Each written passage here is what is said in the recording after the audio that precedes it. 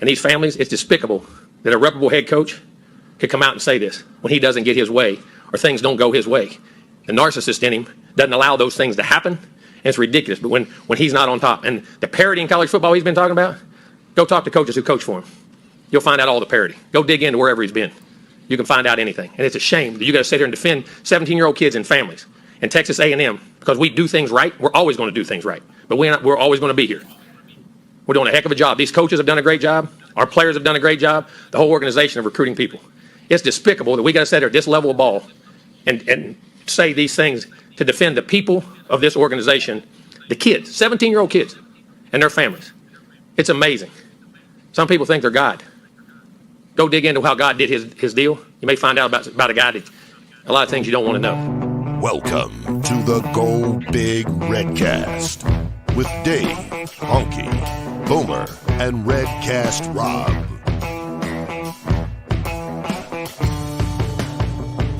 Welcome to the Go Big Redcast. I'm your host, Honky, and I'm with Redcast Rob.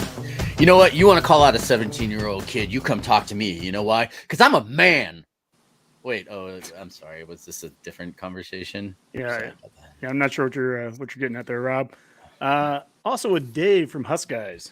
What's up, guys? Happy to be here. That's it. Woo, you want me to do the full one? Lord, coming in hot. Okay. So the hot take. You want me? We're going right off the top rope then. All right. So the Kool-Aid coming in hot. So last time we were on, what we're always committed to is the off-season national championship, right? The season ends. We finished 3-9, pretty close to the bottom, if not the bottom, right? As the Vegas odds come out, we have climbed all the way up. We are now the second best odds to win the Big Ten West at plus 250. And our work will not be done as off-season national champs until we are the favorites to win the Big Ten, which we expect to do by August. So that is the hot take. We will be the favorites to win the Big Ten by August if we keep pumping the Kool-Aid. Yeah! What's happening? Hey, and Jim. Hey, what's up, guys? I can't top that. That's crazy.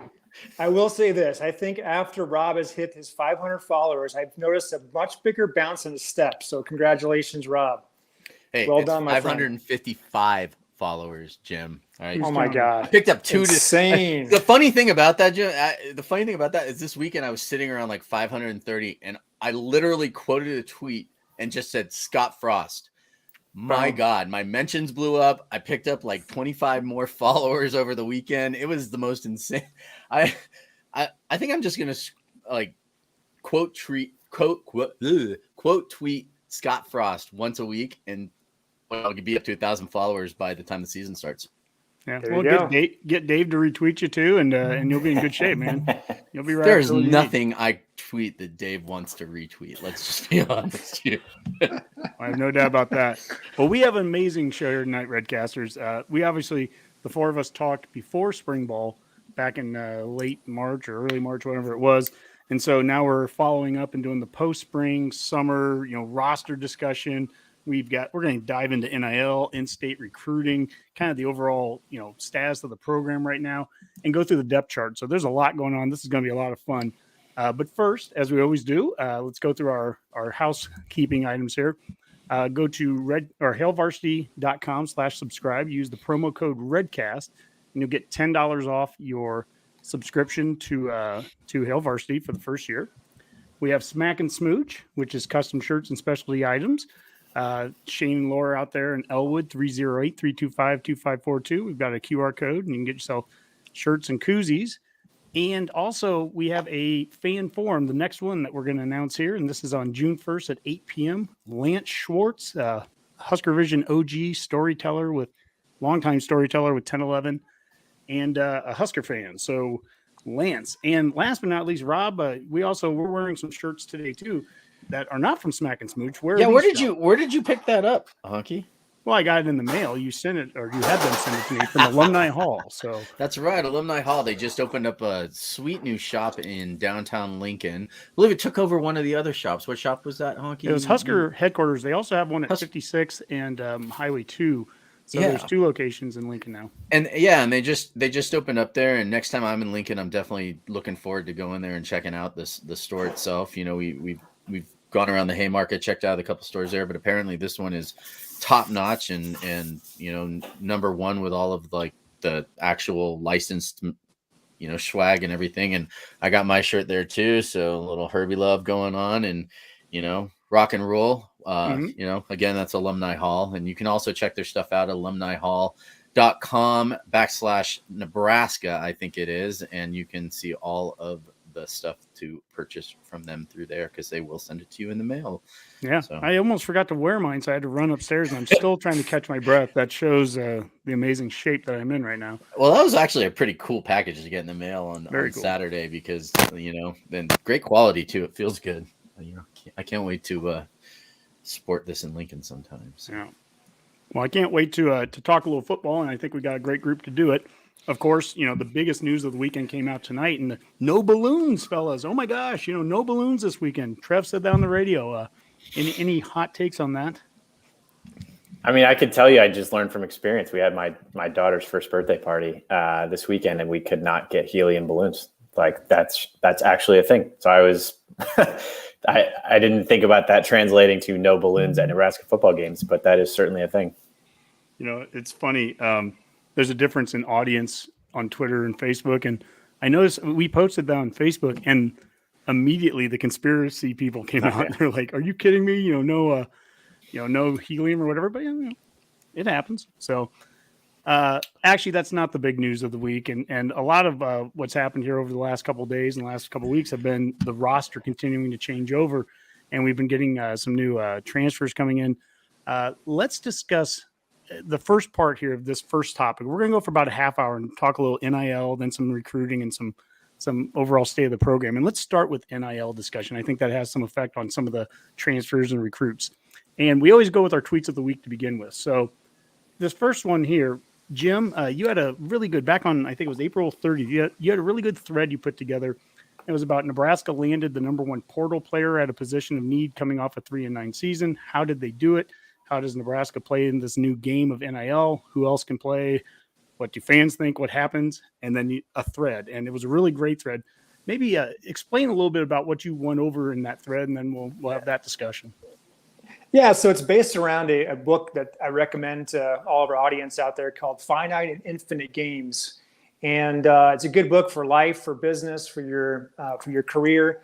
It's about being involved in games that have an ending or don't have an ending. So finite, infinite games. But I'm really fascinated by it to see what schools, what programs decide to get involved in this game. We saw the blow up. I was at a few days ago over the weekend with Nick Saban and Jimbo Fisher.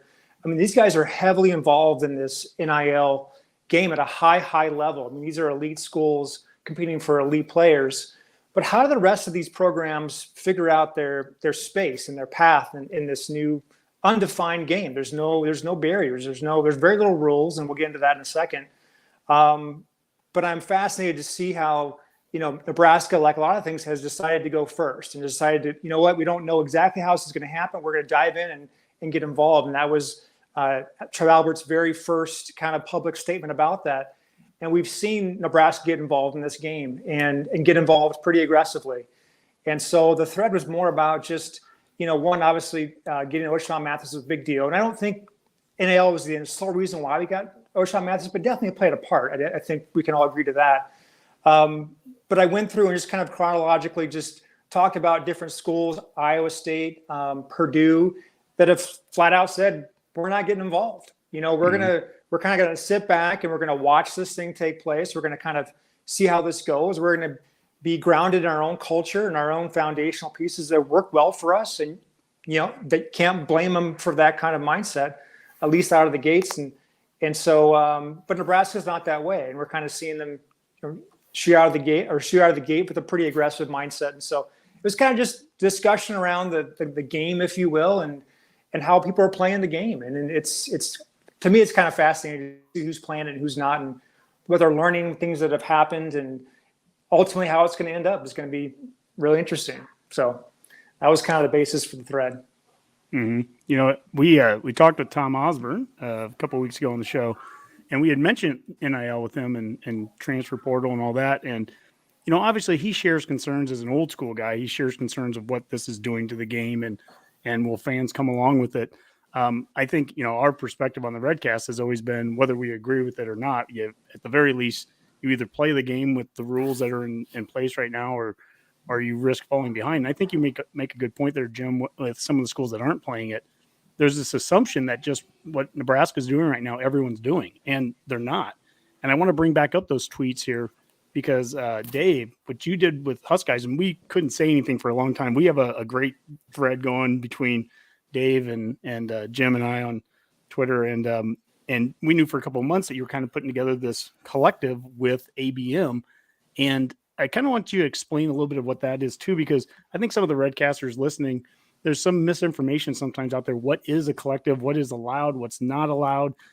This feels dirty, but I mean, you've set up something that's through the rules. It's through ABM, which is Garrett Lambright's company that works with some of the players and makes sure that everything is going the right way. And so can you kind of explain what that collective is and how people can contribute to it as well?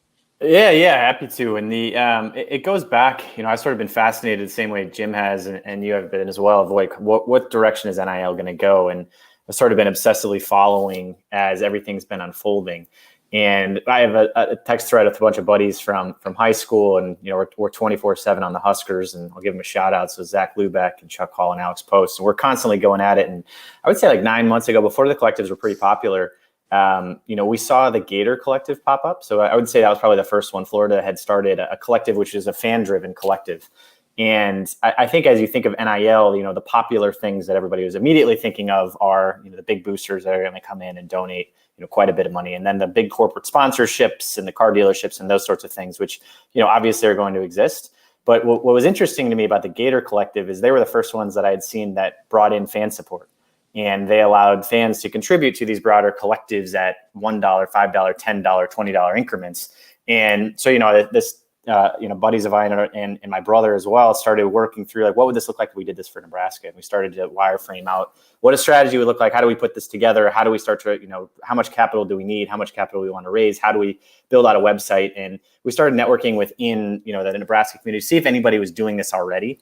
And a lot of the signs, and the folks who we had met with pointed us toward Jared Lambrecht, who is at the Athlete Branding and Marketing, had just launched his, I think he's a little more than a year in business for his agency. And he had been previously the chief of staff for Scott Frost. So he had all the direct relationships with the players. And so that was a huge piece of it, where he had working directly with the players, almost all of the players on the football team, as well as volleyball team and baseball team and a few of the other sports, that, he had those relationships that were running through the sponsorship side. And so he had some similar ideas to launch a fan-driven collective. And so we thought it would be best, as opposed to launching something separate, to join forces. And so for this component, I think it's the first iteration of trying to draw fan support for it is, you're able to contribute and become a member of, the website you put up there, n100husker.com, get access to gear, memorabilia, videos, interviews, video chats, events. And the idea, and really what we saw, like the gap in the marketplace, is it wasn't just like the sponsors and, the corporate and the big boosters, but as I looked particularly, like, where could we help, right? Like with that bias for action, how can Husker fans like contribute? We have over 50,000 followers across a variety of different accounts, that if you start to add in $10 a month across, 50,000 plus followers, plus everything that you guys have across the broader network, that adds up to, $3, $4, $5 million on an annual basis. And if you read about where NIL is going, the big war chest that folks are building up, you read about Texas and A&M and what Jimbo is going off on, they're talking about $10, $15, $20 million in annual operating, capital that they're looking for. So I saw it as an interesting opportunity to bring in the big competitive advantage that Nebraska has is fan support. And I think as you look at some of the transfer portal stuff, I think everybody immediately goes towards like the dollars of like, there's a dollars component to it. But I think what it is a bigger signal in the recruiting side is you got Husker fans are going to sell out the stadium. You've got every local business in Lincoln, as well as broader Nebraska, wants to help and be genuinely a part of these kids' lives. And then the fans too are contributing too. And I think they feel that momentum. They feel the articles. They feel a lot of the stuff that's going on. So I think, a lot of people look at it as like, oh, it's free agency. But I guess where I see it is they see it as like, wow, this whole state is behind you in so many different ways. And I think that's what you're starting to see in the transfer portal is I think the players are seeing that. Well, Jim, you had mentioned O'Shawn Mathis, and what's interesting is so many of the things that he talked about and his mother talked about from the recruitment standpoint, were very traditional, old school recruiting tactics and things that, the honesty that obviously Frost brought to him, and she highlighted that. And so it's still, you still have to be good at those old school things. And yet the NIL is one supplemental way, one of many ways to bring these kids under the rules of today now. Yeah, I think we forget, like sometimes we think about, it's going to be so easy, right? We're going to be offered this much money to go to Tennessee or this place or that place. You're just talking about somebody having to move their life, right? O'Shawn Mathis is from the Dallas or from the Austin area, right? He's going to have to move from Austin to Nebraska. So we can talk about the different things that are involved in NIL, but at the end of the day, it's still someone, actually a human being, a kid in college, right? Moving his life someplace else. So in O'Shawn Mathis' situation, I was impressed with the methodical work they did, him and his family, in, vetting out Nebraska. I mean, they went down to the body language of players to the coaches. This was a business move for him. He wants to be here 1 year, or, at the most 2 years, right? But at the end of the day, it's more than just, what opportunities do I have in NIL? It's do I get along with my teammates? Am I going to fit in Lincoln, Nebraska? Am I going to respond to Coach Dawson the way I want to be coached, right? Mm-hmm. I mean, these are all things that him and his family really, I thought, did a good job of vetting out. And obviously, NIL plays a part in that, but it's not going to be the end-all, be-all. I think we have to remember that as Nebraska fans, as we get into this conversation about, transfers coming in, the amount of transfers coming in, and they're doing some homework too, right? It's not going to be just move here and voila, things happen for me, right? There's obviously homework involved, and there's a lot of making sure this is still a good fit. I mean, we're still in the middle of the country. I mean, this is still a small population state. So I think we get caught up sometimes too much, and it's going to be so simple, and it's just going to be, it's this money grab here. People are going to be moving left and right here and there. There's more involved in that, I think, than just what we see on the surface. Yeah. And, Jim, some of the fit that you're talking about is, strategically the X's and O's fit. Right now, there's changes potentially on both sides of the ball. If you're a receiver, if you're someone coming in on the offensive side, are we going under center more? You've heard more about the power run game. If you're a defender like O'Shawn or Drew or Wynn now, are we running 4-3? Are we running 3-4? I mean, these are things that, you're not just jumping just because someone's giving you an NIL deal. You want to make sure you understand what the fit is, what's the scheme going to look like. And I'm not convinced, and we can get to this a little later when we talk roster, I'm not convinced that we're going to see all the same scheme that we just saw in the spring. I mean, I think there's going to be some evolutions on both sides of the ball. And a lot of the transfers that have been brought in, the one thing where I will call them free agents is that the expectation is that these guys in most cases are going to come in and provide pretty ready depth in some fashion, whether they're starters or they're, right off the second string, whatever it is, there's going to be some immediate contributions from them. So, and they can help, change us if we are going into a little bit different, X's and O's kind of setup. Well, next then, I think this is in-state recruiting is an area where I know, Jim, you and we share so many agreements on. This is important. We want to get our guys, and I want to bring up a couple of tweets here.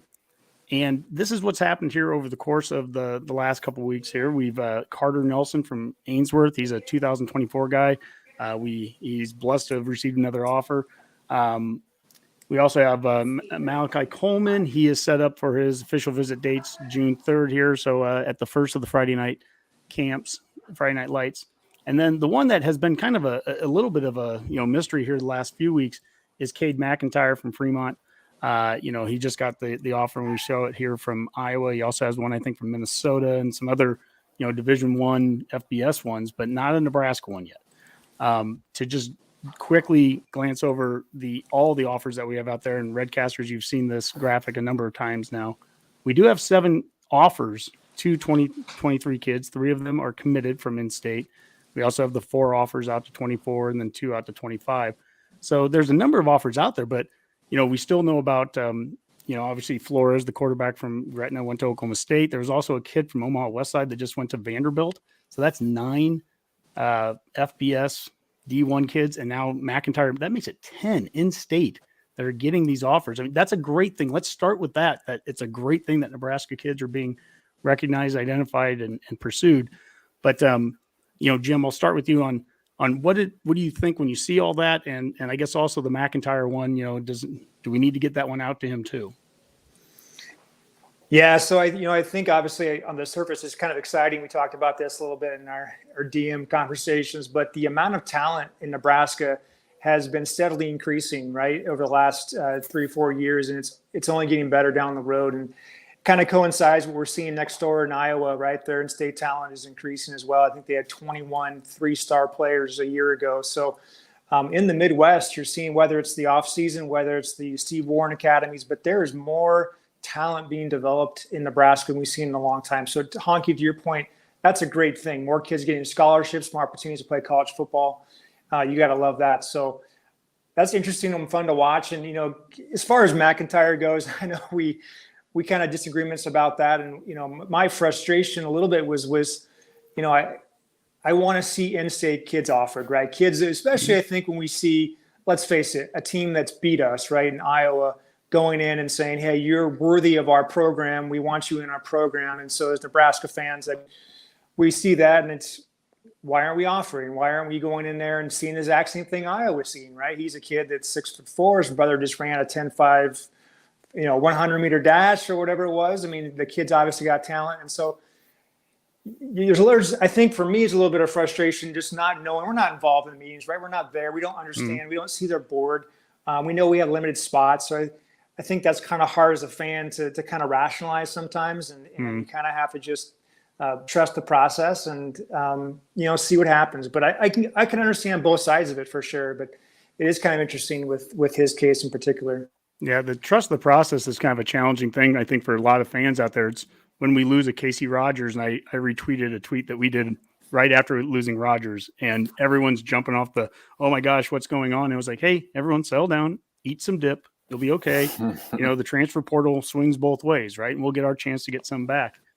And I think that's the thing for me. Like when I pay very little attention, honestly, to recruiting in terms of the specifics about a player, especially until they actually come here. I just don't spend a lot of time on players until they've, officially committed and they're here. And the reason behind that is because there's just so many dang kids out there. There's so many stories, right? There's so many things. And I wait. And my big issue or my big thing is I want to make sure there's not systemic issues. And so if we miss on an in-state kid, that's one thing. If we miss on an in-state kid and we're not offering the other 7 that we have, that's where, I don't feel systemically like we're not doing something right. There can be a ton of reasons why I have no idea why we haven't offered one kid yet, but he certainly seems like he's getting the right offer sheets now, or the offers coming to him. And to your point, I mean, that's a risk if you lose a kid out of state to a team that you're playing against every year. And if you get beat by that kid too, we saw that with Noah Fant. We've seen that, Keegan Johnson now is over there. I mean, there's that particular team, but there's other schools that have done the same thing. That's not a great image at the very least. Dave, what's your thoughts on it? Yeah, I mean, I think that the overall, back and forth is on. You hopefully have set up our culture to the point that every player in Nebraska wants to come here first and foremost, right? Mm-hmm. So I think there's that component that even if they're not coming here, they're coming here to walk on, right? And so I think that the concern is if we're not paying any attention to them, right? Then like, how do we, are we offering? I think there's a million reasons why we do or don't, but in a state that isn't ripe with, dozens of 4 and 5 stars like Georgia or Florida or Texas, I think the idea is, we got to close off the borders to get these guys to come here. But, I think kind of like you're saying, it's hard to speak to that because then you see some of the results that we're seeing recently, right? You pick up Wynn, you pick up Mathis, you got Casey Thompson, you get Chuba Purdy. Like, the staff does have a plan and they are filling it, right? So like there was a ton of needs coming into the off season and they're filling them. So I think, it's easy for us, sitting here on podcasts just to be able to be like, they don't know what they're doing. And they're like, oh yeah, well, I guess we did just get 2 Alabama 4-stars that just recruited here and left Saban to come here. So like, I think that, they're not quite as blind leading the blind as maybe they come off when you're like, oh yeah, I guess we did have quite an off-season transfer portal haul. Mm-hmm. 15 so far. Well, 15 if Washington is indeed in here. We'll talk about that on the offense here. Rob, I guess let's take a break here for a second. Is there anything that's come in comment-wise or any questions or anything yet from the Redcasters? Not a ton of questions. We did get – I put this up here a second ago. Eric Stockinson said regardless of whether a single high schooler gets offered or not, it's apparent that there's a genuine focus by the staff to recruit homegrown Huskers.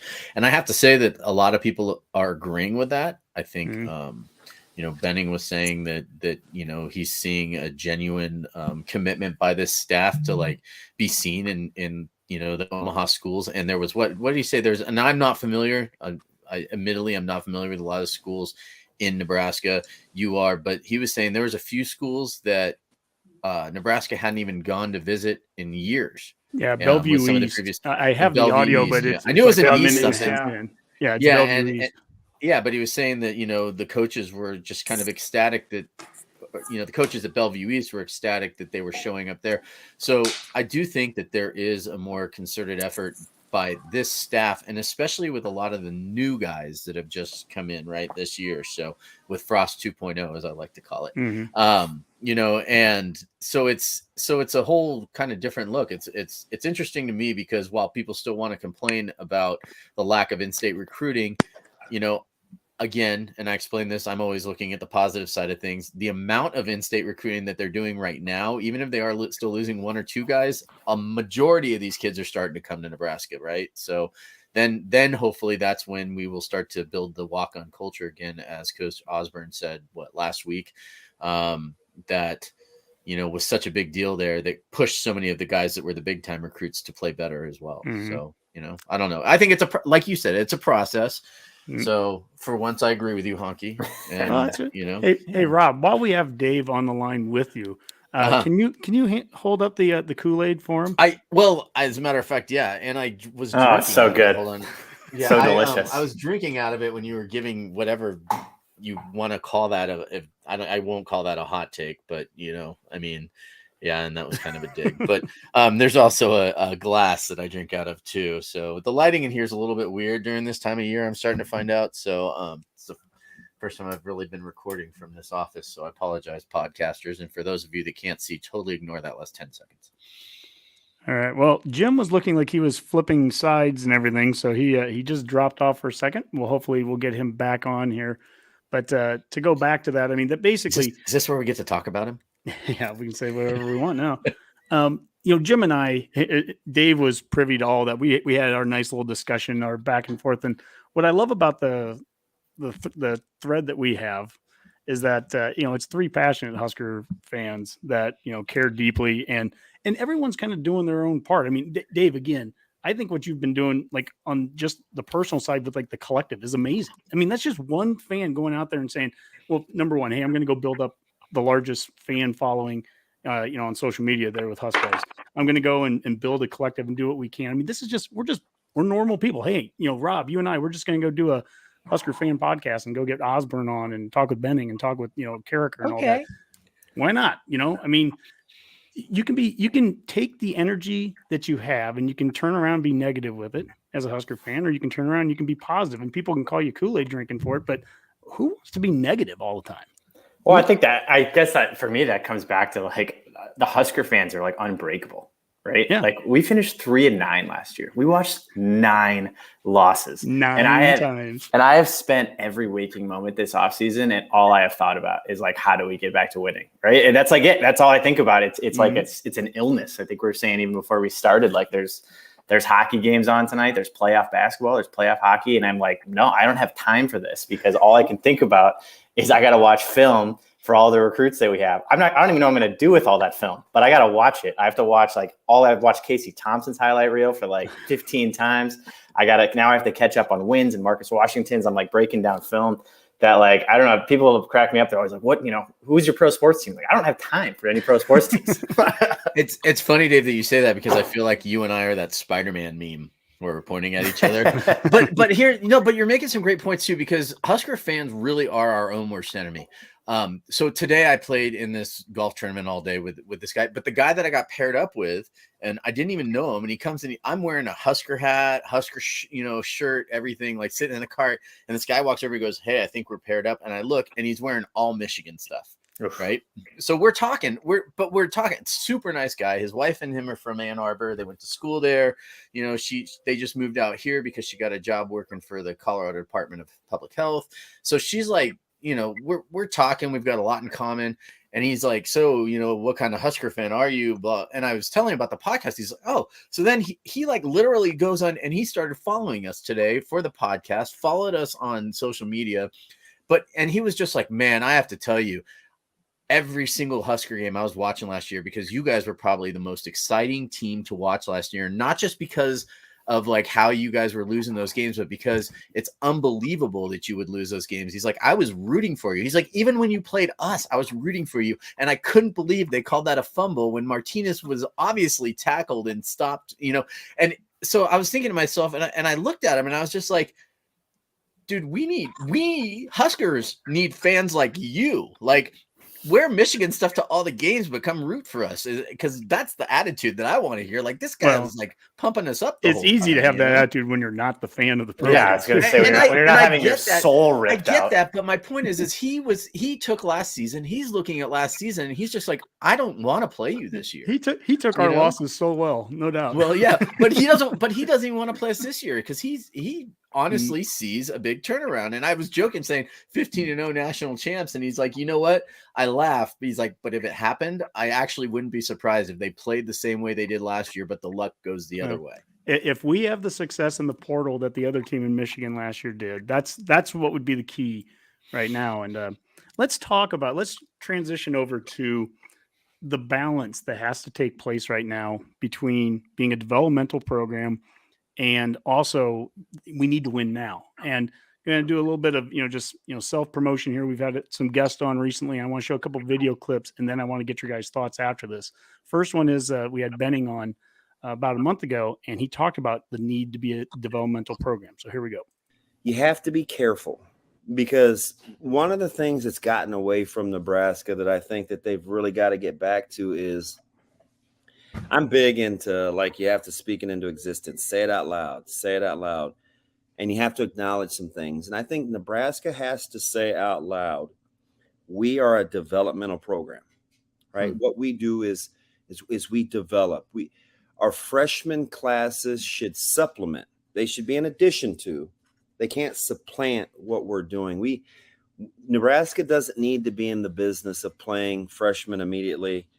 You need to be sprinkling in your redshirt freshmen, starting redshirt sophomores and juniors, and then turning those guys over to the next level. It's all about development.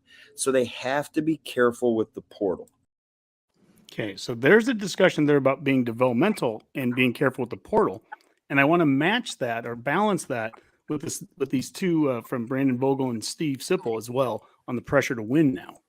Consistently successful programs, I think, are built on kind of doing things for the sake of doing them. And it's the thing that gives me pause with Nebraska right now is the pressure to win is here. It's really here now, like going into 2022. So how do you kind of flip that? You can't make winning itself the goal.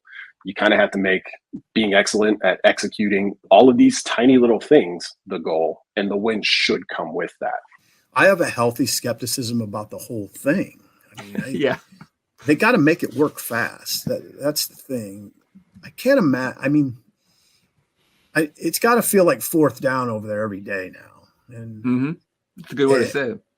Yeah, and they gotta make this work quickly. And I don't know what that's gonna look like.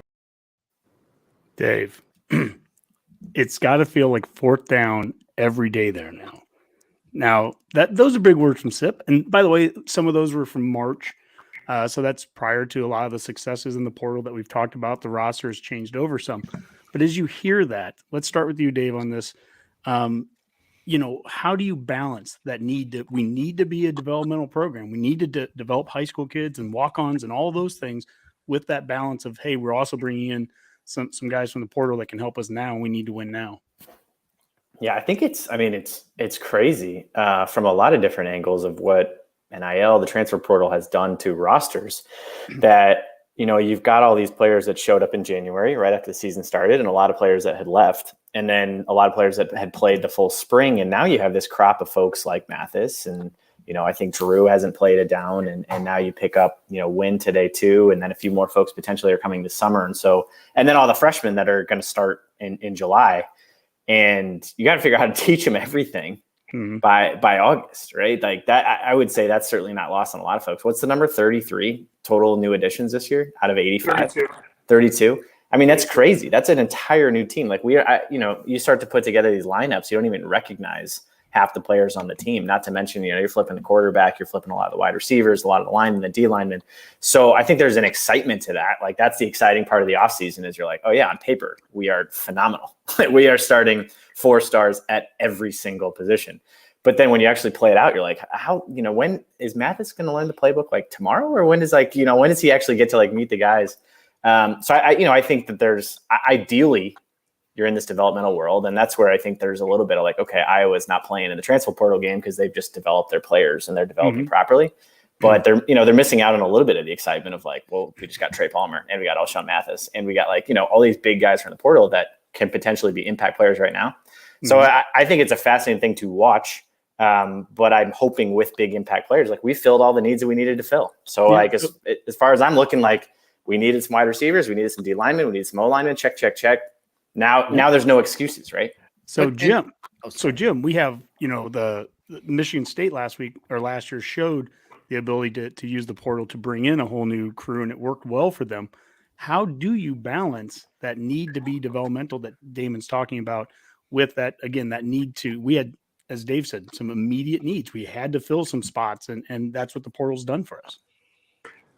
You have to, I think, first look at the actual here and now, right? Currently, right now, Nebraska, Frost has to win this year, right? So you think about yourself, if you're in Frost's shoes, do you want to go with the guys that you have right now and say, well, these are the high school guys I've developed, and we're going to just see how it plays out next year, right?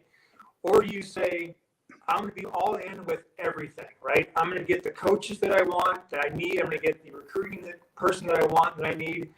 I'm going to get, because I can, every player I think can help my team win next year, right? And I think we have to look at that and say that's the reality of the situation we're in right now. We have to win next year. So I think you kind of compartmentalize that for a section for this conversation, but then long term say who we are. And you really haven't had Frost say a whole lot that he's a development program, right? You've said it a few times, but I haven't heard him really talk about that. So really, I kind of wonder if he really wants to be a development program, or if he wants to be a program that looks kind of like we have right now. I don't really know. I think we all in this podcast want that to happen, want it to be a program we can develop and so forth, but I haven't really heard us define that yet. And so I think here right now we go ahead and say we're all in. If the players need to make it better, but then work on that high school part of it. Here's some kind of interesting. Think about Minnesota, right? Minnesota, Wisconsin development programs, right? Minnesota got 8 transfers this year, okay? And their offensive line is a great offensive line. They have, we think, one of the best offensive lines in the country. They will actually have 3 transfers on their offensive line next year. So I think we think of ourselves as being the only one playing in the transfer game, but programs that develop guys like Wisconsin, they got 6 players in the transfer portal. Minnesota 8. Iowa is the one exception. They only have 1. But, I mean, there's other teams out there that are also developing guys and bringing a lot of guys in as well in this new portal system. So I think you have to take a step back for a second and look at the kind of the big picture. Yeah, 15 is a lot for 1 year, but it's obviously, to me, it seems like it's probably the outlier in the situation because of the situation that Nebraska is currently in. I don't see that happening down the road next year. So sure. I mean, this is a season of transition, an off season of transition period from the coaching changes that happened across the board, new special teams coordinator as well. So 2 of the 3 coordinators are new. And then what comes with that, we talked about the defensive potential changes with alignment. You're talking about a lot of changes to where you might need some new players to fit that. So yeah, I don't think this is a recipe for success every single offseason. I don't think Michigan State, I haven't looked at their transfer numbers, but I doubt that they match what they did a year ago. They did what they needed to do a year ago, and if it works, it works. And if it doesn't, you'll pay for it. I mean, I think without a doubt, the one thing with these transfers is that you really do need them to pan out. Casey Thompson can't come in here and be an abstract failure. We need a guy that's going to come in and be a starter and be a leader, like any quarterback. Now, Rob, you were saying something, and I'm sorry if I cut you off there earlier. Oh, I don't even remember what I was going to say right now, so it's okay. That was like 5 minutes ago. I could jump in on that. I think it was interesting what you're saying there, Jim, on Frost, on what he wants to be.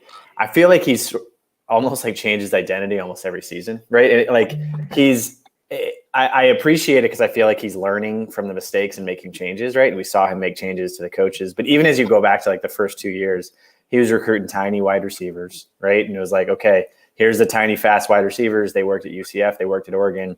Year 3 is like, we're done with that. We got, now we got big guys like Omar Manning and Betts. And like every year he's seemingly had to be like, okay, now here's a new offense I'm going to try and see what works.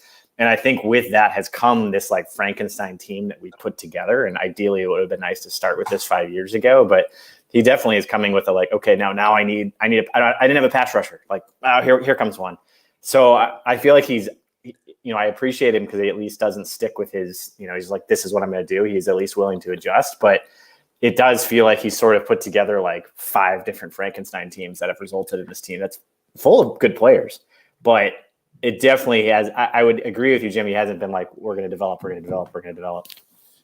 And I remember what I was going to say when you just reminded me too, Dave, is that I think that what you just mentioned too is a little bit more of how some programs like Nebraska, who are kind of rebuilding and trying to get back to a certain point, this is how it's going to be. I mean, it's going to look a little bit more and more, and I'd say it like the pro football model, where you're going to see more and more new players coming in every year with, a lot of it's like the NFL right now, right? Like these guys, they have their playbooks, but they're getting to their OTAs right now for the first time on their new teams. All of them are going in for these, 10-day OTAs. And it's the first time that they're going to see a lot of these guys.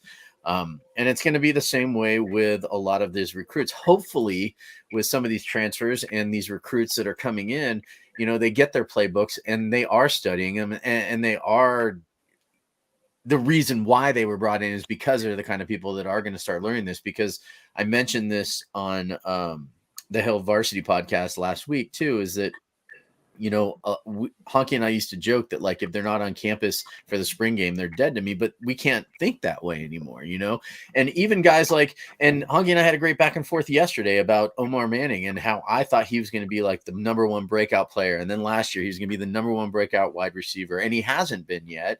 And this is his prove it year. It really is. And of course I'm going to stick with him the same way that I say 15-0, and I think that you're going to have to start seeing these guys, though, kind of opposite of that, making that instant impact, because otherwise, and it's going to be every year. It's not just this year, not just for Frost's job, it's going to be for the next guy's job. It's going to be for the guy after that's job. It's going to be for a guy down at another college, because that's just what the transfer portal is going to be.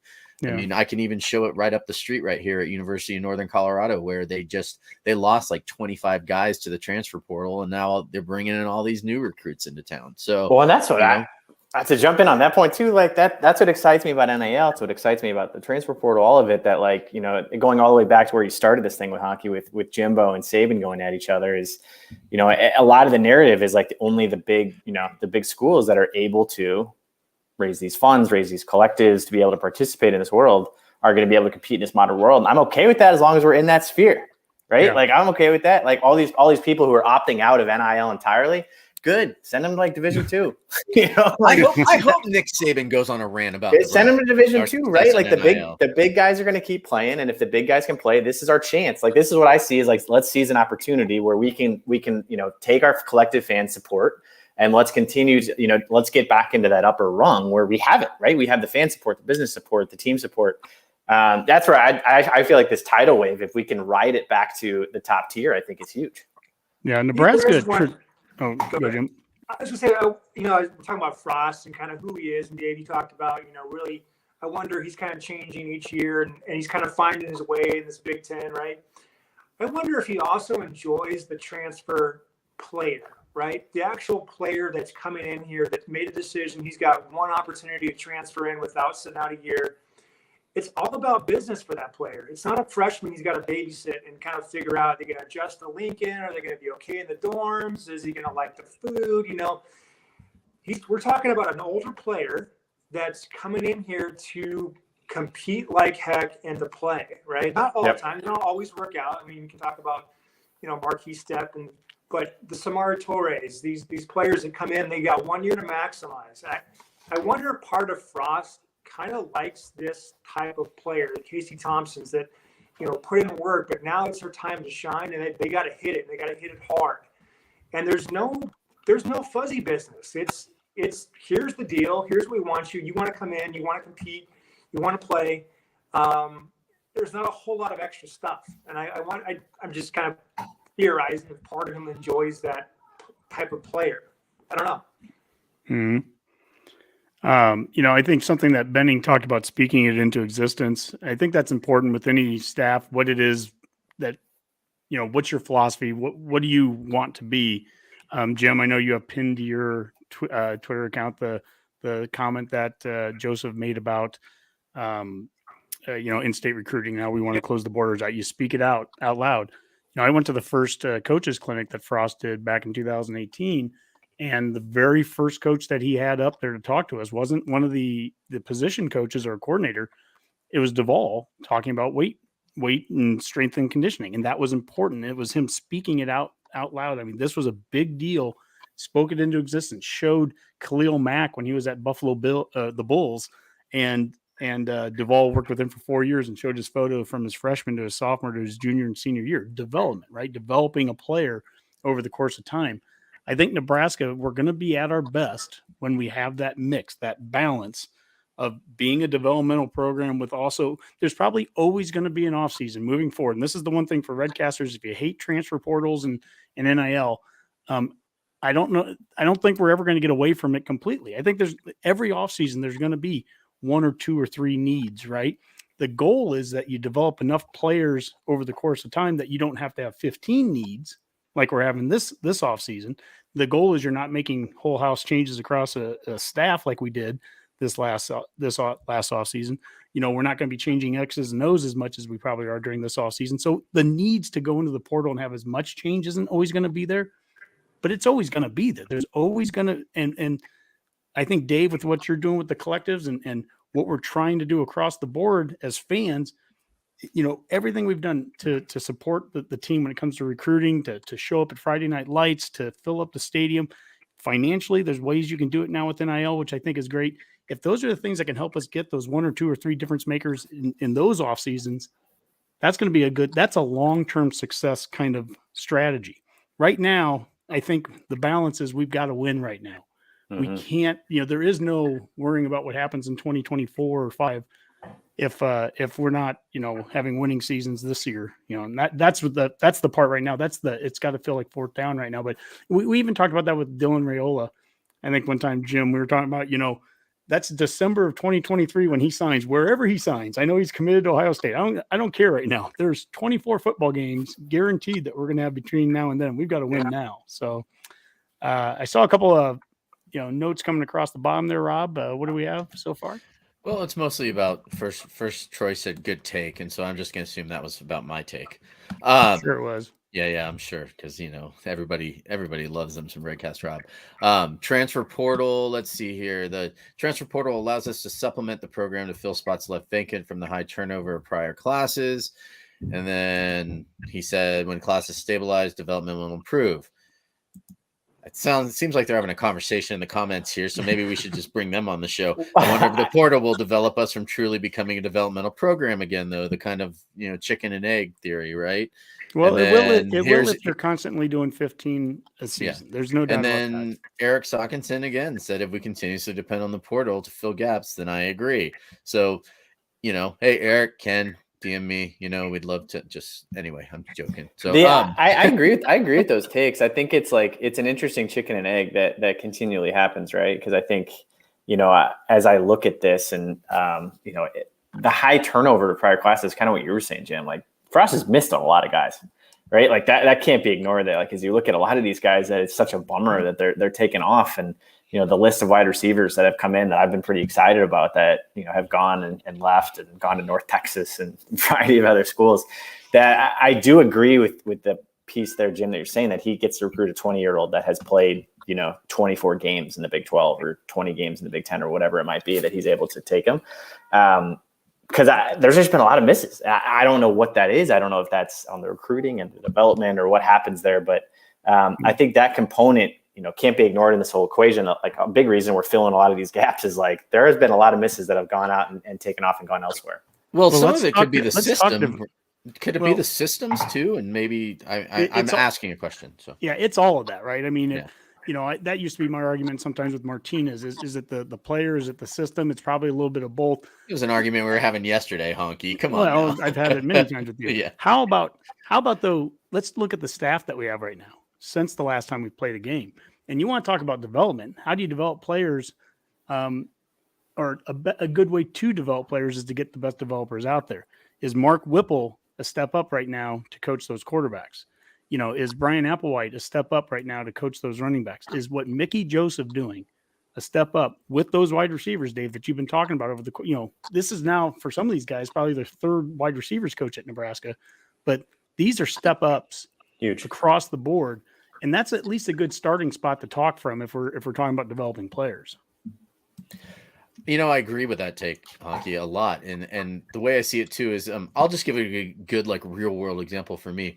So for like years with my I've had a boss and then I've had my boss's boss. My boss left like a year ago and my boss's boss took over our team because she's like, you guys, pretty much you guys have the talent that we need. We don't need to hire somebody and oversee you. I can now see it. Joseph and Whipple are kind of like my boss's boss, right? Like these are guys that have like so much more experience and they know they've got going to have the talent in here and they're just going to be able to run this team, in my opinion, a lot better than a couple of these guys have in the past, which is proven by the fact that Frost has had to step in and take over some of these things when instead of just being the head coach, right? So now he's got bosses working for him, right? Like if you're a head coach and you're the smartest guy in the room, you're not going to win games, right? Like that's a fact, right? You want the smartest guys in the room working for you. And that's just the way it goes. You want that from the top down, and any successful organization is going to feel that. And I feel like Whipple and Joseph are probably two of the smartest guys in the room, especially when it comes to offense. And add Bush into that. And I'm telling you, Osborne was pretty smart, but yes, but he's also the GOAT. But he also admitted that he had a bunch of guys in his room with him that were, just as smart as him. Institutional knowledge. That's They've right. been around with him for a long time. Jim, Here's the question. What is the head coach's actual job, right? The head coach's job is to coach the coordinators.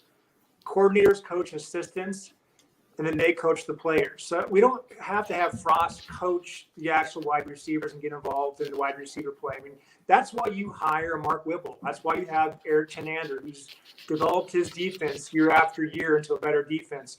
He coaches them. And yeah, he can get involved here and there, but his real job is to make sure that they're doing what he expects them to do. And conversely, their assistants are carrying out the mission and the goals and the vision that Chenander and Whipple have for the offense and defense. So we can't overcomplicate the role. Now Frost has got to own that position and really make sure that what he wants and what he expects is being done by Whipple and Chenander.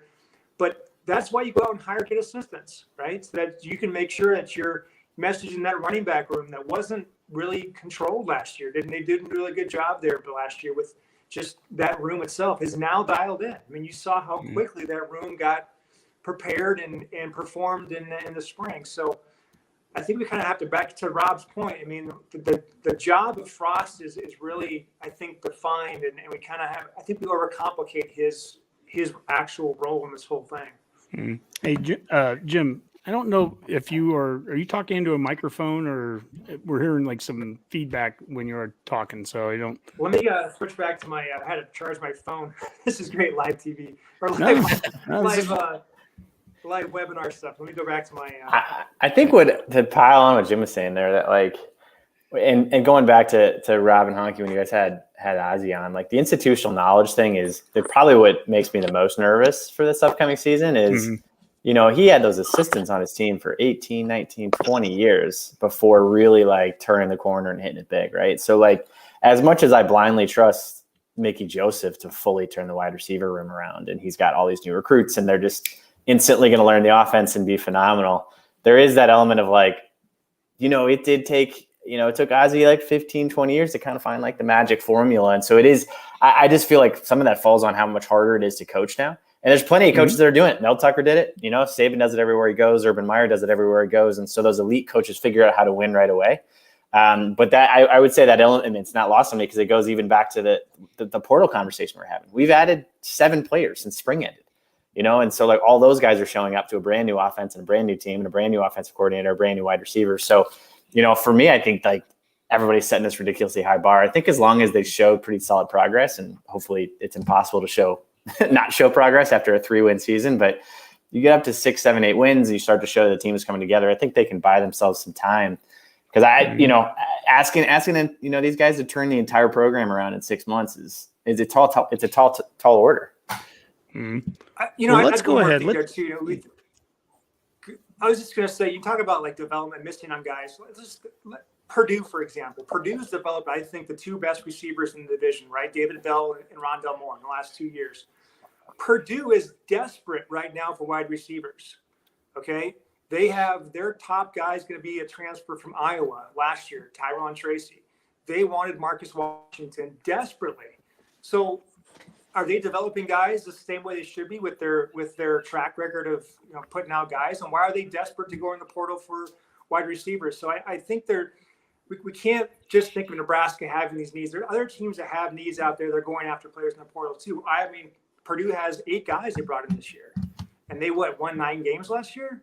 So I wonder what is too much in terms of transfers and what is the actual sweet spot that's going to be people like, okay, that's where we want it, right? I don't know. I don't know what that number is, but it's kind of interesting to kind of see what people's reaction to that is. Is it too much? Is it too little? Purdue, is it 8 too much? Is Minnesota too much with 8? I don't know. Yeah. And Marcus Washington, that's an interesting one there with Purdue, because as we talked about earlier, Purdue is one of the teams that doesn't have as big of an NIL presence, at least right now. None. And so, that's not the only reason that we would get him. Obviously, I don't think we get him if we don't have a guy like Mickey Joseph coaching him too. Correct. And these are all everything. We don't have to throw everything all into one. This is the only factor that's going to matter. Everything's supplemental. If NIL can help supplement things, if the portal can help supplement things, we need to develop, and be a developmental program. That's part of it too. Nebraska is going to be at its best when we do a lot of those things well. And we've always been resourceful. That's something that is the history of this program. We were the first ones to have a Husker Vision kind of program in the stadium. The strength and conditioning that we did back in the day, the walk-on program, the way that we used that. There were a lot of things that, were not natural resources that we had. It was just things that we built and used to our advantage over the years. And right now in the new age of football, NIL, portal, those are some of the things. And yet there's still some old school traits that will work too. So let's start to look at the actual roster. And we're going to start on the offense. And we kind of brought up a depth chart here. And Rob, if you can take that, the comment off here. Just looking at the depth chart here, I don't want to fixate so much on, every single player. This is kind of a guess on our point here. And we put Kevin Williams up there at right guard. We've talked with him back in February. Rob, you did. So, we've got a little bit of bias there towards him, but could he be the second string guard too? Of course he could. But this is to kind of start to give an idea of I think players kind of across the board. And, when you look at the number of TRs on here, transfers, here's Kevin Williams listed, and there's Trey Palmer, and there's Casey Thompson, 3 transfers on the starting offense alone. Here's Isaiah Garcia Castaneda from New Mexico State, wide receiver, and Anthony Grant's a JUCO transfer, and there's Chuba Purdy. So actually, both of the quarterbacks listed. You can make solid arguments that Smothers, could be on there too. But I think this gives us at least a visual to start the discussion. I'll start with you, Rob. As you look at this, what are you thinking offensively as you look at this as this lineup here? Is this, are you anything way off? Is this what you're expecting? What are your thoughts? I was surprised you had Kevin in there, and only because I'm just high on the Kool-Aid on Kevin because I talked to him, and so I'm a big fan and I'm rooting for him. But hey, if you want to put him on for again, I think he's going to be one of those guys too. It'll be interesting to see, if he's going to be kind of like that extra lineman too that they might bring in. Yeah, a swing guard or somebody that like a swing guard or, on like the big jumbo packages, things like that. But there's going to be, It's so hard to tell. I mean, you're looking at this, and I'm looking, and I'm going, God, Anthony Grant just looks so good in the spring game on that one run that he had, right? Like where he just kind of like went inside, bounced to the outside, ran it down. What was it, like 50-something yards for a touchdown? I think that's how long it was. I mean, and then I'm looking at all these other, one, it makes me smile because the fact that I even have to sit here and be like, well, I might swap this guy with that guy really makes me feel good about it all too, because I'm excited. Well, 15-0. Jim, anything jump off the, I guess at first glance, anything jump off the screen to you? No, I think Rob talked about Kevin Williams. I agree with the first team. I think he will be a starter.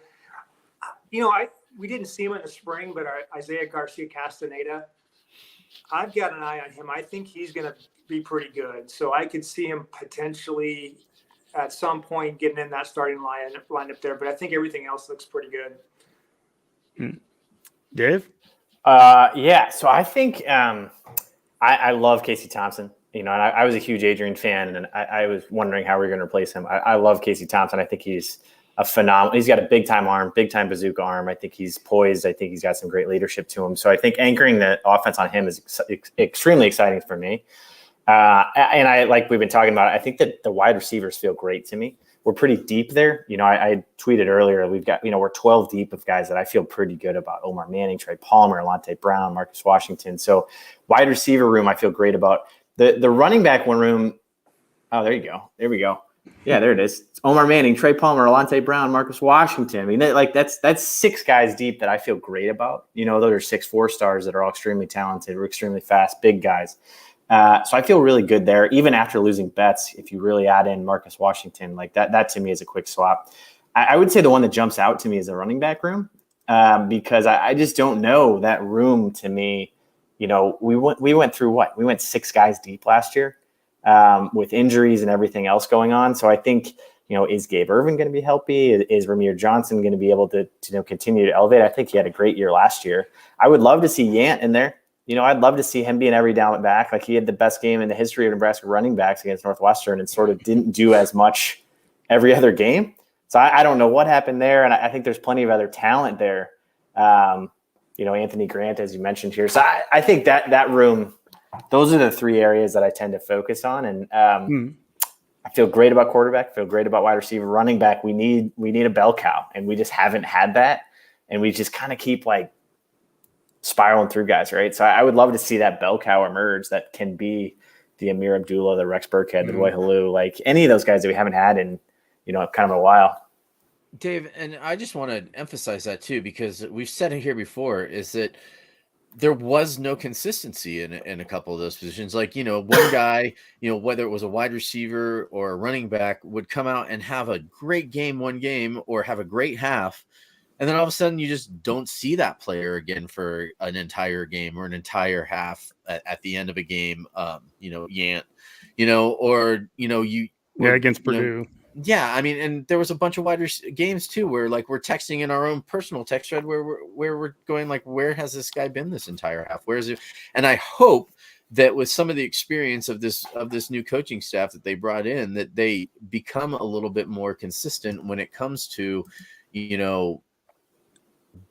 making sure that guys understand what their role are going to be. So when they do come in, they're going to play to 100%. There's not going to be any doubt in their head as to where they stand on this team. Right. I think it's a great point. It's like one game Yant has 160 yards. The next game he doesn't get a carry. One game Omar Manning is targeted 15 times and then, disappears the next game. And it's just this weird where like, I'm with you, Rob, on Omar Manning. I keep thinking he's going to be like, this 10 target a game guy every game. Get in the ball, and it just sort of he ends up with like 2 or 3 targets. So those tend to be confusing to me. And I would agree. It's like once you have the top guys emerge, let's get him the ball. We need to have Dave on every podcast, man. This guy agrees with me on so many things. I thought my ego was big enough. I'm not even going to be able to fit through the door when I leave tonight. So. Yeah, I have so many things about this offseason offensively that I would have said the same 12 months ago.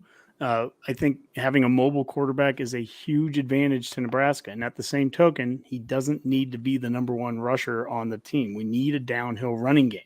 So that fumble against Illinois last year, an Illinois game was like the disaster of disasters. Everything that I wanted to see, I didn't see. when it was 3rd and 1 and we're lining up in a shotgun with a diamond set over there on the left, and we miss the open receiver, and then he runs and he fumbles it and all that stuff. I'm sitting there going, get under center, get a fullback out there on the field. We talk about Yant. I'll tell you what, at the very least, we could find a way to get 2 backs on the field. And I've seen that with this offensive coordinator. I've seen that style of play. Redcasters, I've mentioned this before. Go and watch the last drive, the final drive of Pitt against Tennessee last year. At an SEC team, they needed to close the game out, finish it out, and they got a couple of first downs getting in an I formation and running the ball. And they got the first downs, and game ended. Think about Nebraska last year and how many times we struggled at the end just to finish the game, whatever it was. So, and I've said fullback for 5 years, and I get beat up by, stop living in the past of fullback. I love fullbacks. I love physical football. And I can tell you Brett Bielema would have got into that under center, and that's how he would have got 3rd and 1 against us. And we created an entire challenge of how to get a 3rd and 1, and partly because, the institutional knowledge of the coaching staff, we didn't know how to adjust at that time to a 4-man front. And that's almost laughable when I think of what Coach Osborne was telling us about. They could line up in a game and go, this is weird what they're doing. But do you remember when Missouri did this in 1978? Yeah, how did we defend it? Okay, we did this thing. And we go and we play, Northwestern, like, 4-man front. Never seen that. Give me the headset. I'm going to take the headset away from you, Lubick, who has been a former coordinator at a Power 5 level. That's the stuff that has to end this year. And I think we have the staff to end that. It has to end. Mm-hmm. And that's part of the transition, I think, in the development of Frost.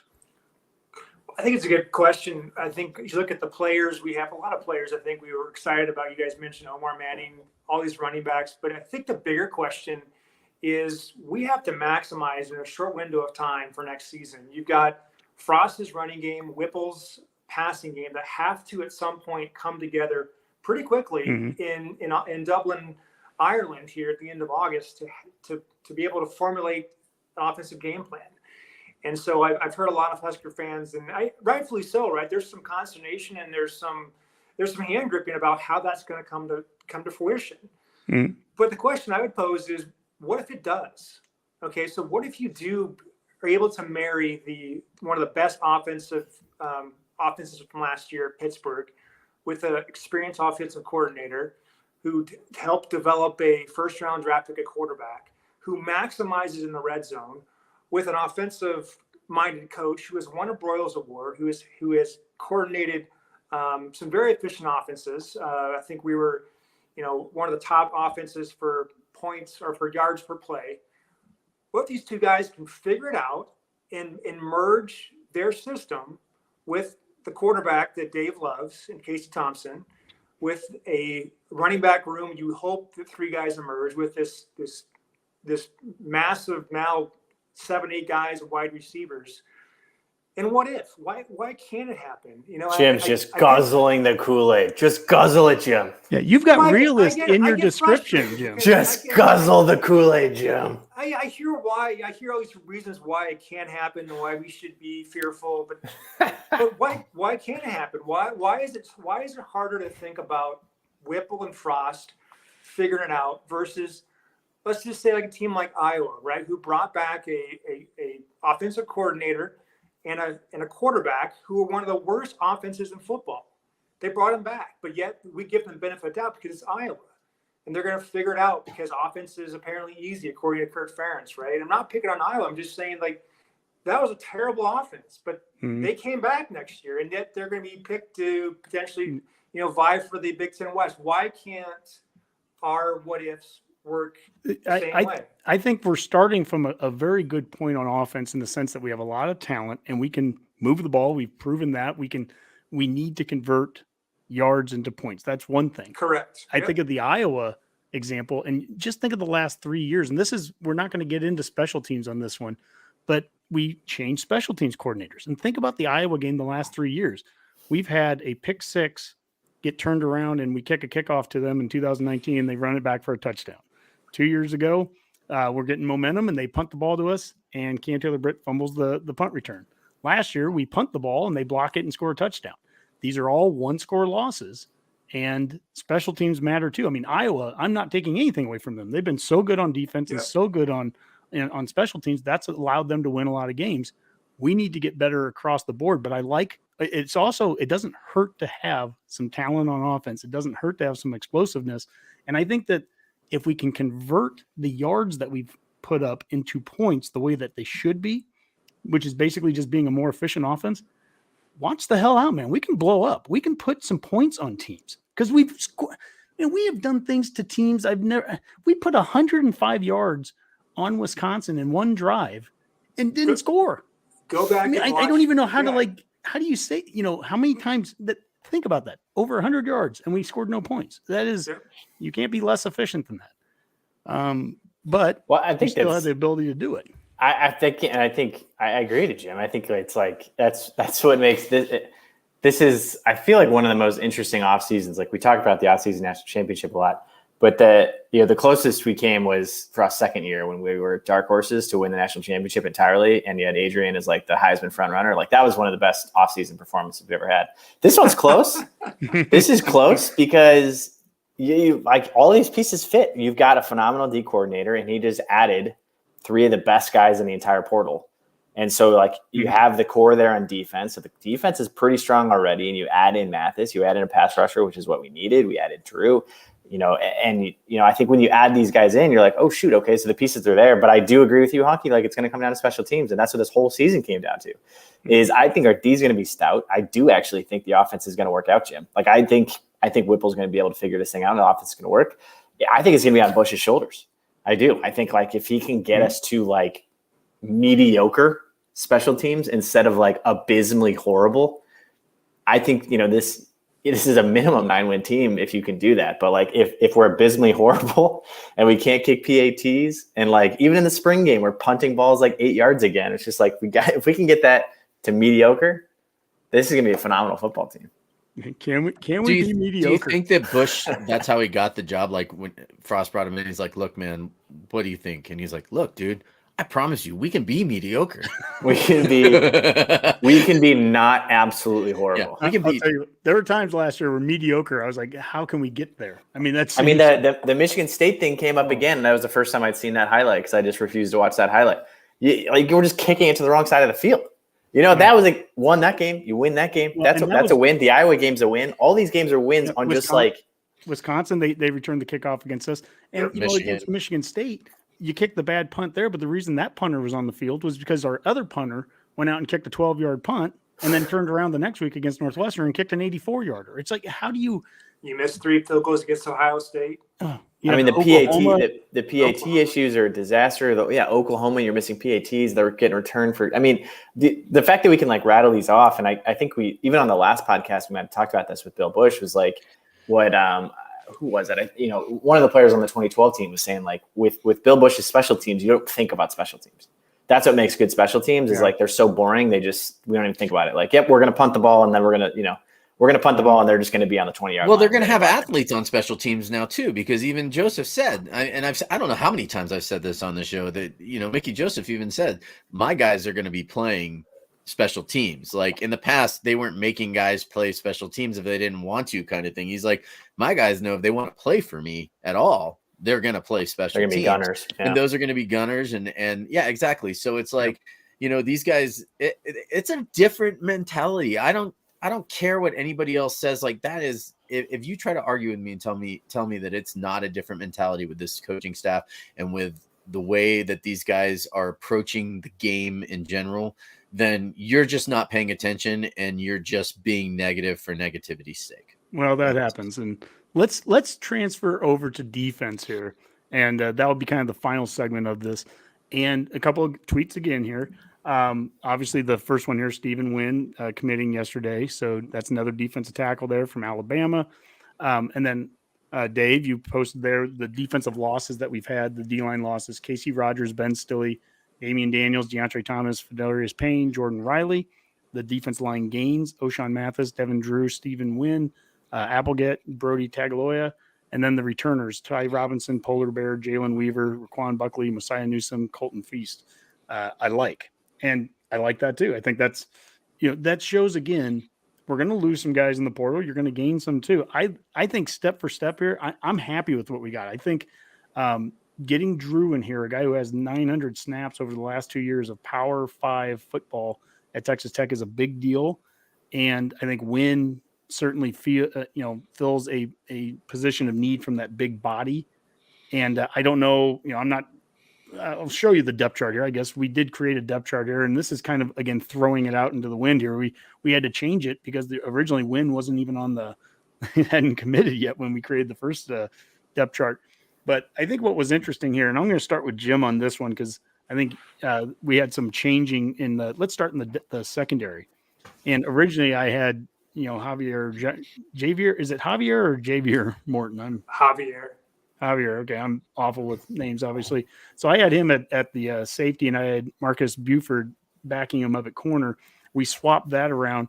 I'll start the same way, I guess, with the offense. You look at this first thing that, comes off the screen to you as you're looking at this. We talked about all the guys in the secondary, but now with the influx of defensive line people or defensive tackles specifically, Ty Robinson is kind of interesting to me because if you were to ask Devin Drew or Stephen Wynn, are you comfortable with just being a backup to Ty Robinson? The answer would be no. And so do I expect Ty Robinson to not start? No, but I do expect there could be competition between him and Devin Drew and Stephen Wynn. He's got real competition now. So I think it's good for Ty Robinson. I expect to have a big season next year, but I'm really interested to see how he's pushed this next season. But other than that, I think I agree with your lineup there. I mean, the one maybe is the nickelback, Chris Klarvik. If we do look at like Isaac Gifford, or if Marcus Buford moves down to that nickel spot, I could see Isaac Gifford moving Klarvik out and being a starter. Mm-hmm. What about Tanner here? Because, so obviously we're taking some liberties with how we did this alignment. We did a 4-3. And so we have two defensive ends, O'Shawn Mathis and Garrett Nelson. We only have two defensive tackles on the field. And this is something I asked Damon Benning about a month ago, where I was like, can you actually need less depth from true defensive lineman bodies in a 4-man front versus a 3-man? And he agreed on this. He's like, well, actually, you're right, because in a 3-man front, you need 3 down defensive lineman bodies. Mm-hmm. In a 4-man front, you really only need the 2 middle ones with 2 defensive ends. And it's one less guy. And in this case here, I mean, that moved Caleb Tanner. Basically, we're making him a stand-up linebacker, either a strong side or weak side or boundary field, however they want to call it. But Dave, I'll go with you here. I guess, again, first impressions of this, and what are your thoughts on the switching of that, to a 4-3 and what you're seeing there with this alignment?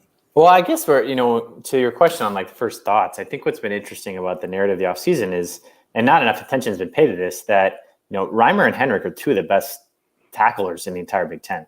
Right. Mm-hmm. And so I think that's where then it was like, and I just like looked up the stats, like, I mean, these guys are, both top 5 in total tackles and tackles for loss. Like those are dudes, to anchor on.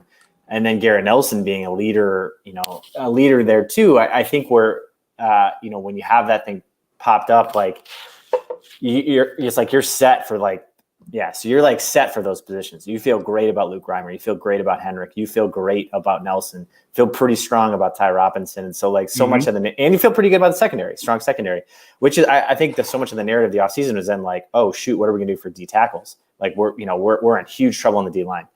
And then we filled those gaps, right? If you add in Mathis and you add in Drew and then you add in, Wynn today, that then you're like, oh wow, like those are the missing pieces in a defense that's extremely strong.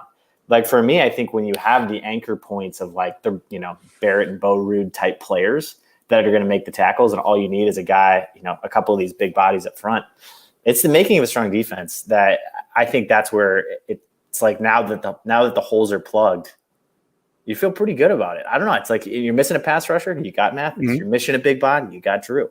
And then, as an anchor point, you have 3 of the best tacklers in the conference. It's a strong D. And I think that I'm pretty optimistic about the defense because you just bring back so much experience that it doesn't concern me as much on plugging in at O'Shawn Mathis and just being like, hey, your job's to get the quarterback. That's it. Everything else is taken care of. I was really comfortable with the original one I had before Wynn had committed. I was comfortable with Colton Feast as a second string D lineman on the second team there. I think he's going to be a contributor and play a lot of snaps this year. But to move him off that now with Wynn coming in, and if he's now your number 5 D tackle, and then, Jim, I think we had a conversation one time about okay, it's about developing your number 6 guy now. And that number 6 guy, it still could be, I know there's a JUCO that we're potentially still looking at. It could be somebody coming in, but it also could be out of that group of Black and Weaver and Newsome and Buckley. And I mean, I could go down the list and at some point, we got to develop one of those guys into number 6. But when you look at that, that's a heck of a lot different narrative than what was being presented, especially on social media 2 months ago, when it's like, oh my God, we're going to line up in Ireland and not have a defensive tackle on the roster. No, again, slow down, eat some dip. We're going to be okay. and just looking at this, I mean, people can argue about the positioning of how we did some of this, but this is the show. I mean, there are some bodies out there, and there's some guys, and it's a nice mix too. This goes back to the balance. It's a nice mix. There are some transfers in there, but I'm seeing a lot of names that are very familiar too. And I think Garrett Nelson, it starts right up there with him being a leader. And, we need that on the black shirts. I think one of the nice things about just hearing you guys discuss the defense here is it sounds like when you guys are talking about it, it makes it sound like there's some depth there, right? There's like potential for depth there too. And you have Nash on the second team. And my thought is like, if you've got Nash on the second team, and not starting like as a run stopper, right? First and second down type of guy. Like, I mean, you're in a pretty good position because that's a big kid to plug up a lot of holes. And I see him a little bit more. I mean, obviously starting in a team where you're rotating a lot isn't always like the number one priority, right? Like, sure, you're a starter, but he's going to still see a lot of playing time on the field this year, I think too, on those run plays. And I think it's just exciting, like listening to you guys even just talk about it, like, oh, I was going to have this guy here, but I moved him off and he's not even on the chart. So it's depth is like the big key right there. And that's, that's something that I hope our listeners are hearing too. So. Mm-hmm. Any final thoughts from any of you guys on the depth charts that we just did there? I know that's a lot to go over in a short period of time, offense and defense. But I guess the question that comes to mind for me, just as I'm now thinking about who we lost, is who replaces Cam Taylor-Britt as the guy. What do you guys think is like? Because he was phenomenal the last 2 seasons from a shutdown corner. Guy. Yeah, I'm so impressed with Newsome. I think he's a physical corner, and he's a guy. I mean, he's got all the athleticism. Now he's got a good couple years under his belt. I really like building something around him. I don't know enough about Tommy Hill, and I think did I list him on first string? I did. I put Tommy Hill there. I honestly don't know. I haven't seen enough out of him to elevate him to the Cam Taylor-Britt one, but I feel really good with Newsome out there. Jim? I agree. I think Newsome's the guy. I think he's performed well last year. I think he had like 70 some odd tackles. Does that sound familiar? So he's a solid tackler. He's got good hand skills, and we'll see. I think he's going to be pushed in that room, but I think I agree with you, Honky. I think he's ready for a big year. And that, the nickelback, if you count this up, there's actually 12 guys listed here. The nickelback is that extra one. And I was a little surprised, honestly, when Kolarevich was listed in spring at nickel. I wasn't expecting him to be that spot. To me, he's almost like a 4-3 kind of middle linebacker in my mind, but he also tested out of the roof. So, I mean, I'm guessing, he certainly has some of the speed and everything to be able to do the nickel there. Same thing with Gifford.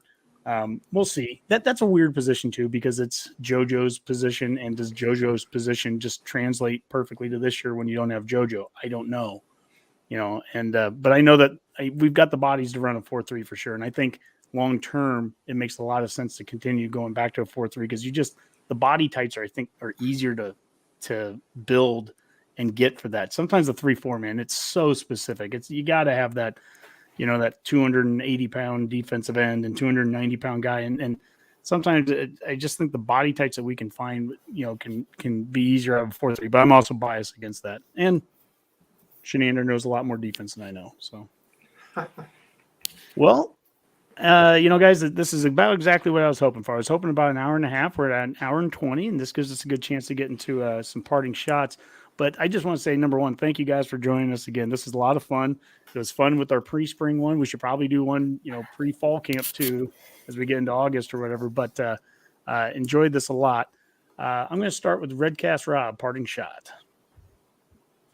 Well, sorry. So my kids watch this TV show, A for Adley, on YouTube, and it absolutely is just the worst. But the dad on the show, name is Sean Durst, and I follow him on Twitter, and he tweeted out something, and I retweeted it during the show, and I just want to read it to all of our listeners and to all the Husker fans that do listen to us, here in the upcoming time. It's perspective. If I'm positive, it seems the world and people around me are positive. If I'm frustrated, it seems the world and people around me are frustrating. So really in my life, is how I perceive it.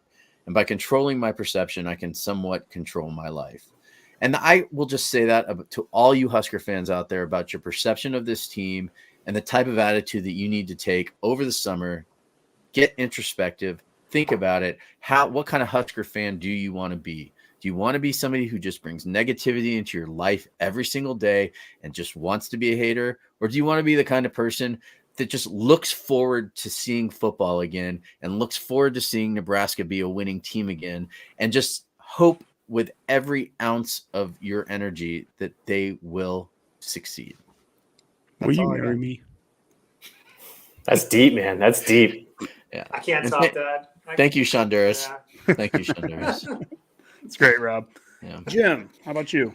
I just want to thank you guys, Rob and Honky, for having us on again. This is always a blast, and I apologize about my audio issues for the folks watching. I thought I had my phone charged. Anyways, thanks for having us on. These are always fun, and I agree with what you said, Rob. I mean, I'm a very optimistic person by nature, and I'm a fan of Nebraska, so I get frustrated when Nebraska fans get so down and out, and they just think, no, I'm not going to get hyped up with Dave's off-season championships that he wants to throw out every single day, right? I enjoy that stuff. I get it. I'm a realist. I understand the mission at hand, but gosh, have fun with it. Why else would you want to be a fan of a team that you don't enjoy following? So, I mean, every season's going to be a challenge. Every football team has its ups and downs, but get behind your team and enjoy, your team you like following, and stop complaining. I don't go to church, but I swear to God, man, this feels like my Monday sermon, I'll call it. My Lord, this is awesome. That's right. Dave's going to bring us down now. He's just Dave not drinking the Kool-Aid with me, right? Like, Nah, I mean, look, I'm gonna finish where we started. I think we've come a long ways in the offseason. We picked up a bunch of guys, but we're still not there. We are second, according to Vegas, of winning the Big Ten West from a betting odds standpoint. I want to finish first by the time the season starts. I want our odds to be number one to win the Big Ten West. That would be a successful offseason. And I'd like to have somebody in the Heisman consideration going into the season. That's the stuff the fans can control. Then once the season kicks off, everything else, all the narratives are out of our control. But for right now, we can control the narrative. We can keep the hype going. We can keep the excitement going. And I think that's, the success is, can we get to the point that we are favored to win the entire Big Ten, even though we have no business as a 3-9 team being there? I think we can do it. We can flip it. We had no business as a 3-9 team. Yeah, Michigan State's a great example for us to follow. So Northwestern flipped it. Northwestern flipped it. Yep, we can flip it. My parting shot here. I posted something on yesterday. It was the 30th anniversary of Johnny Carson's last show on the Tonight Show. I saw that. That was awesome. That was cool. 30 years ago. Well, about a year or so after that, he went to the Kennedy Center and the Kennedy Honors, and I want to show this video. This is pretty great. Awesome video. This has been a pretty good year for the state of Nebraska. The University of Nebraska Cornhuskers are the nation's top-ranked football team, and one of her sons was named to receive the Kennedy Center honor. Johnny Carson has been, very quietly, revealing it here tonight, very generous to the university over the years.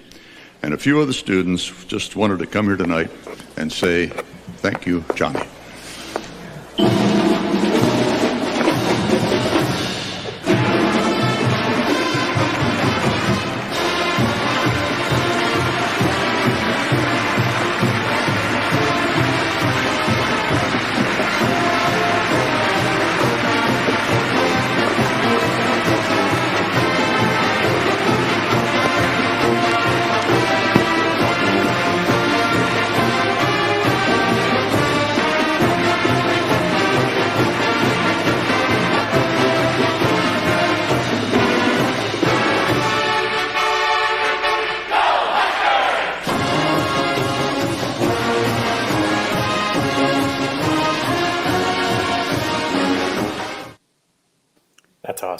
That look at the end on his awesome. face, the smile. You know, that guy, you think of everybody that he's ever talked to on his show over the years. You think of every experience he's had, and you could never take Nebraska out of him. I mean, he did a great episode back in the early 80s where he went back to Norfolk and saw a bunch of the people that he knew for many years. And that kind of thing. I mean, just listening to that song, I've got goosebumps right now. Just listen to the band go out there and play. I mean, if you want to end on a positive note there, everything you guys said, that right there, there's nothing I'd ever want to be other than a Husker fan. And I just want to see us get back to that level where, you know, it's fun to talk about this with everyone and we don't have the negatives and all that. It's just, look, we're all in the same boat. When this train is running in the same direction, everyone's behind it, man. There's nothing better to be a part of. So that's why we do what we do. But thank you, Honky, guys. that's going to be you, man. You're going to be Johnny Carson at the end of this, and like me and Jim are going to fly in the band for your big award ceremony. That's right. Rob can be Doc, I guess. So, you know. You're going big time, man. You got Ozzy going on there. You got David Benning coming on. You got all these big dogs coming on. Like, it's going to be like 3 months from now. It's going to be like Jim and Dave. We're not going to have them on anymore. I've like moved on. We got like Sipple. We got the big dogs coming in. Like, I mean, we don't have any time. Hey, look, listen, man. We don't even have Boomer and Dave on the show right now. So, I mean, watch out, world. Honky and I are taking over everything. And we've got some good shows, good episodes coming down the pipe too. So keep listening, Redcasters. Follow Jim at Huskers MN. Follow Dave at Husk Guys. There's about 40,000 of you or whatever already doing that. And Dave, I love it, man. You've created the secondary accounts too, the Husker photos and random whatever. It's awesome, man. You've created an entire dynasty of I just want to get to 1,000 followers before the season starts. Redcasters help Redcast Rob get to 1,000 followers. So anyways, until next time, thank you so much for paying attention and listening tonight. And that's another Go Big Redcast. Go Big Red.